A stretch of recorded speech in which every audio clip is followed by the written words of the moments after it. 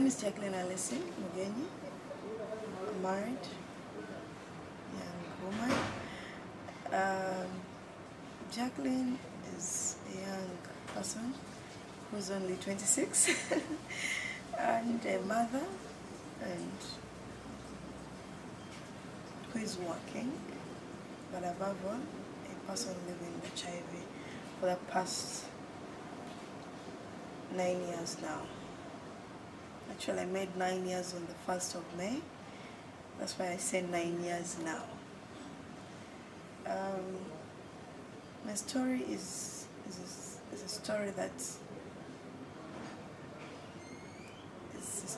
is really traumatizing, but then it has helped me to move on.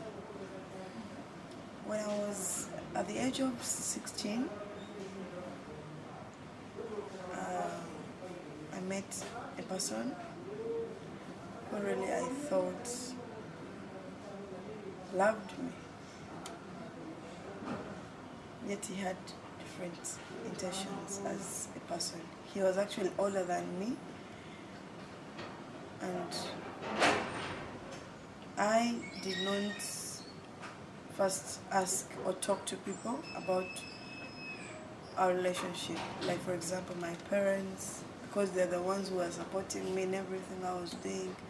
But then I thought I'd got the person that I'd loved, who had loved me, and I was also loving him. But it was wrong.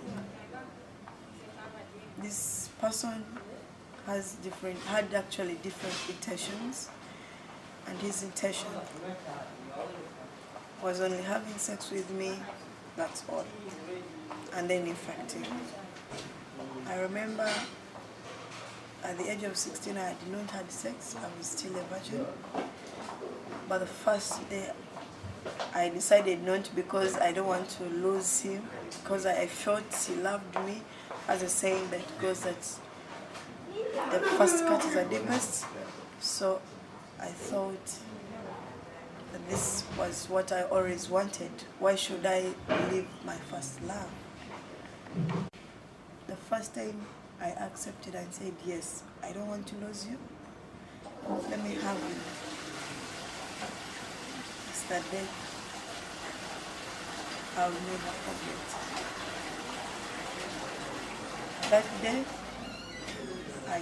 I actually lost many things and I got many things.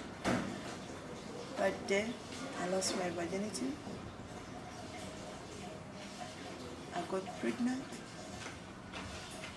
and I got HIV. 3 things at a go. Something which has really made me think and say, I wish I had known.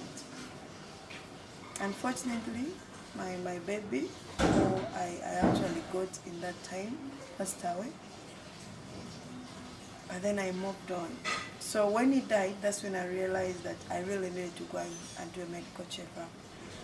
I went to Naguru after some time in 2004, and I tested that I was HIV positive. It was really something not easy for me. It was really something very, very difficult for me. I really lost hope. I thought my world has ended. I thought the world had crashed on me. I thank God that my parents were there to support me, because they knew the kind of daughter they had. They helped me to move on. They encouraged me to move on. They said, Jackie, you can still live despite of your status. And one thing I thank them about is that they didn't take me back. They actually didn't refuse to take me back to school. They took me back to school, and I decided also not to disappoint them, and I went back to school. After that, after testing and knowing my HIV status, I promised myself one thing. I need to change many young people's lives. From there, I was talking to young people about HIV, I was talking to young people about relationships, I was talking to young people about decision making, and I'm really thankful to God that very many young people have changed. In 2010, that's when I met another person who has been really good to me, who has been a very kind man to me, and we got married last year, and I thank God that he has been a blessing to me.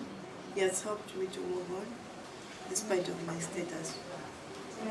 About one thing that you need to know about this man is that he is HIV negative.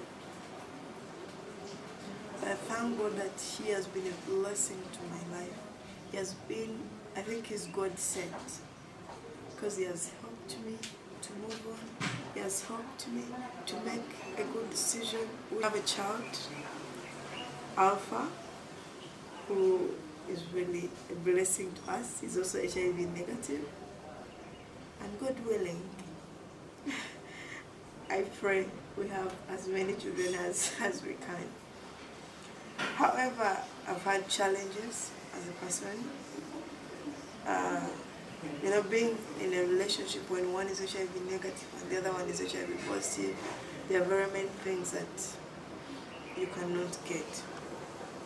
For example, we may want to have as many children as we want, but we can't. I feel we can't because I have a policy, I have a slogan that HIV stops with me. If it stops with me, that means I have to protect my husband and my children. And I thank God that after every 3 months, we go and test, and it's still HIV negative. And that's my prayer, and will always be my prayer, that it still remains HIV negative. So, young people out there, the decision you make, let it not be a forced decision. A decision you make needs to be a decision that's going to help you, the people around you, and your future. Sometimes I sit and I say, I wish I'd stick on my no for the past 16 years. I think I wouldn't have had the HIV. I wouldn't have got the HIV. But because I thought the years we are living me, yet the years can never leave you. And then, thank God, my life is now moving on. I've been a blessing to very many people, especially the young people. Some of them call me Mary because I've helped them to move on with life. I've encouraged them that despite of the HIV they have, they can still make a decision that is helpful. So, one last thing I have to encourage to everyone out there: go and test.